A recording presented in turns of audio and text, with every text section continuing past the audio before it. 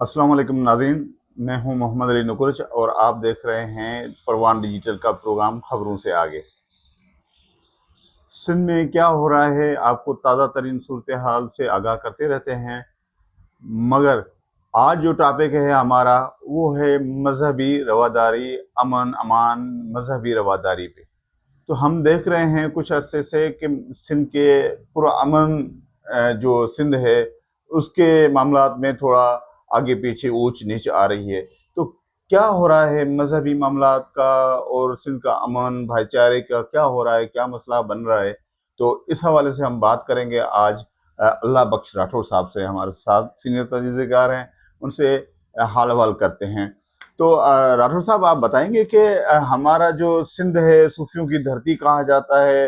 मोहन जो दड़ो भी यहाँ पे है, कोडी जी का किला भी है, सदियों से सिंध आबाद है। वहाँ पे सिंध मशहूर है कि भाई ये मजहबी रवादारी का एक संगम है। तो वहाँ पे क्या हो रहा है?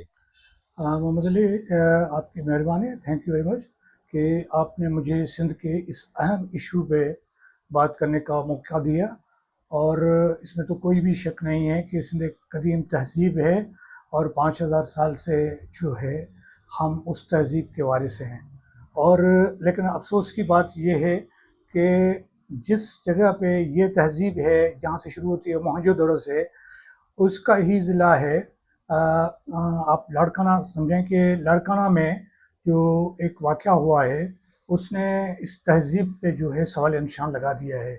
और हम सब परेशान हैं और हैरान भी हैं कि एक सियासी ज़िला है और जहाँ सियासत जो है हर बच्चा और बूढ़ा सब सियासत करते हैं।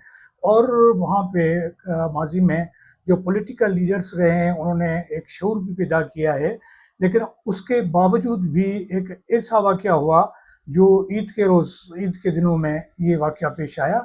और एक साहब जो है अपने साथियों के साथ एक ही मुसलमान जो है उसके घर के सामने आया और उन्हें कहा कि आप कलमा पढ़ें और ये साबित करें कि आप मुसलमान हैं कि नहीं, कहीं आप मुसलमान नहीं तो नहीं हैं, मुसलमान नहीं तो हैं। यहाँ ये कि उनके मुसलमान होने पे उन्होंने शक व शुबहात का इज़हार किया और साथ में उसको धमकाया भी सही, डाँटा भी सही। और ये भी कहने की कोशिश की कि आप ये प्रूव करें कि आप अच्छे मुसलमान हैं। तो अब जो ये काम उन्होंने किया है, उस पे एक तो पूरे सिंध के अंदर एक गुस्सा है और उन मौलवियों के खिलाफ, उन मजहबी लोगों के खिलाफ जिन्होंने ये इस तरह की हरकत की, गिरी हुई हरकत की। तो सब लोग इस पे नाराज़ हैं, वो सियासी हों या मजहबी हों या कोई और लोग हों।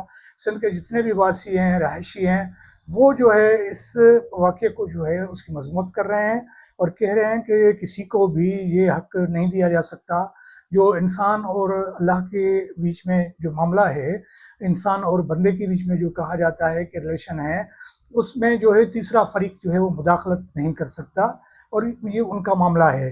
तो ये इस वाक़ये ने यकीन समझें कि सोशल मीडिया हो, आम मीडिया हो, क्योंकि ये अखबारात और टीवी थोड़े कम हैं इन दिनों में, जो रमज़ान ये ईद थी, तो इसी वजह से थोड़ा वहाँ पे कम आया। लेकिन सोशल मीडिया पे बिल्कुल एक आग जो है वो जल रही है, जिसको हम सब लोग महसूस कर रहे हैं, अपने दिल के करीब महसूस कर रहे हैं कि इस तरह की जो हरकत है जिन लोगों ने की है उनकी मजम्मत भी करनी चाहिए और साथ में सिंध का जो शऊर है उसको उठ खड़ा होना चाहिए और इसके खिलाफ मज़ामत करनी चाहिए। बिल्कुल आपने सही कहा, मगर हमारे जो है मुल्क का आइन कानून भी हर मजहब के लोगों को एक बराबर का देता है, हक देता है कि वो अपने जो है मजहब की पैरोकार रहे हैं।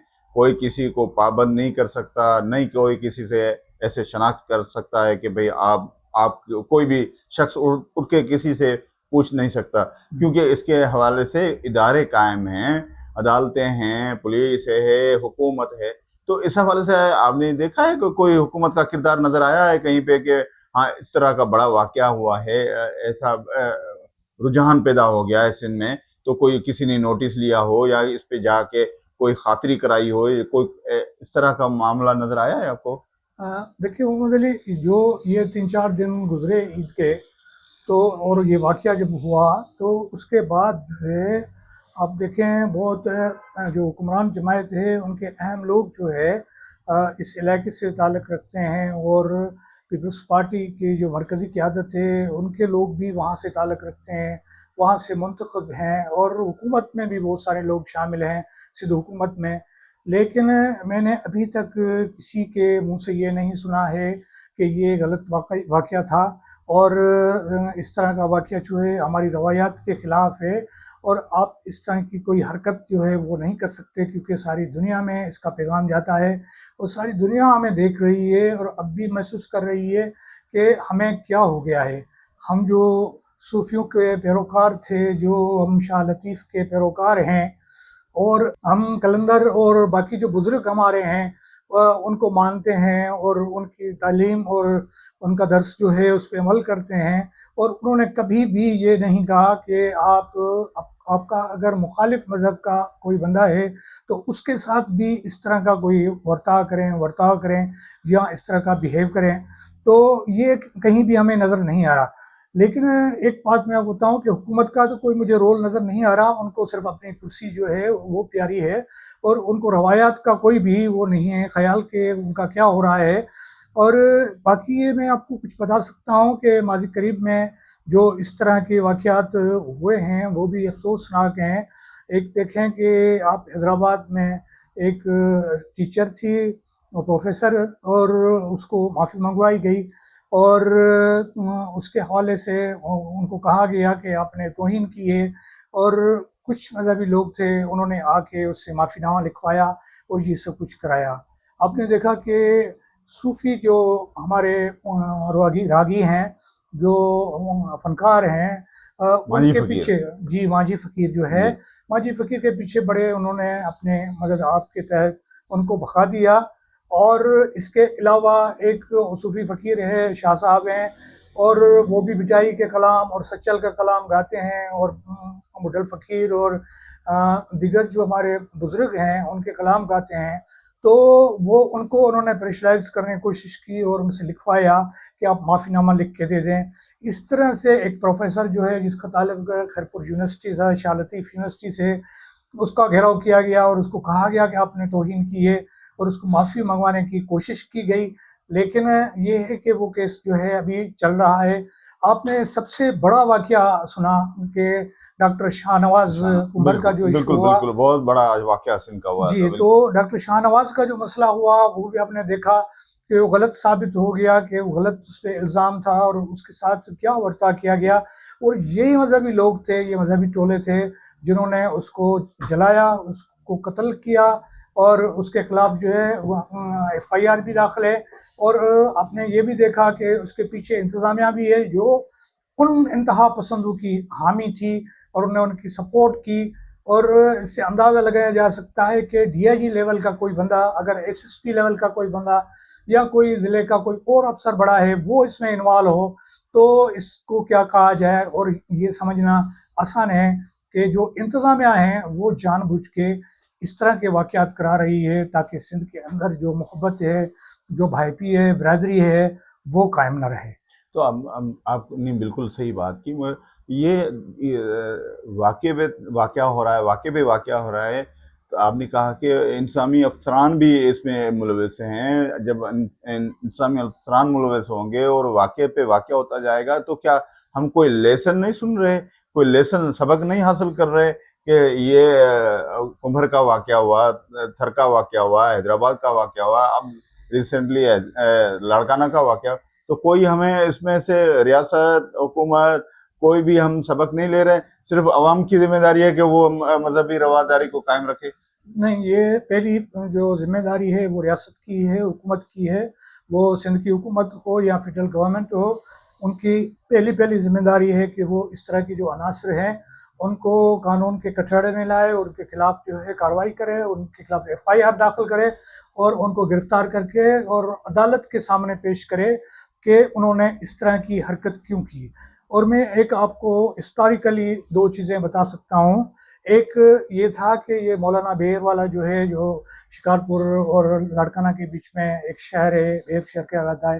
تو ایک واقعہ وہاں یہ ہوا کہ وہ جو مولانا بہر والا ہے وہ جنرل ضیاء کو جو ہے، فوجی عامر جو تھا جنرل ضیاء، اس کو وہ کہتا تھا کہ تم قادیانی ہو، ٹھیک ہے. لیکن یہ آپ کو سن کے حیرت ہوگی کہ جنرل ضیاء کی جنازہ نماز جو ہے وہ اسی جماعت کے کسی بڑے جو ہے عالم نے پڑھائی، تو جس کو آپ قادیانی کہتے تھے، اور اس کی جنازہ نماز آپ لوگوں نے خود پڑھائی. ایک یہ واقعہ ہے تاریخی طور پہ، اور ایک اس سے پہلے کا ہے. ہمارے ہاں جو بزرگ ہمارے رہے ہیں، بڑے عالم رہے ہیں، مولانا عبید اللہ سندھی صاحب، جو ان کا بڑا کنٹریبیوشن ہے، قرآن شریف کا تفسیر انہوں نے لکھا، اور اس کے علاوہ انہوں نے مذہبی تعلیم کے حوالے سے خاص طور پہ روشن خیالی پہ بہت سارا کام کیا. وہ جب ہندوستان میں گئے، وہ ایک مذہبی جو لوگ ہیں وہی ان کو کوٹ کر رہے ہیں، صرف ہم نہیں کر رہے.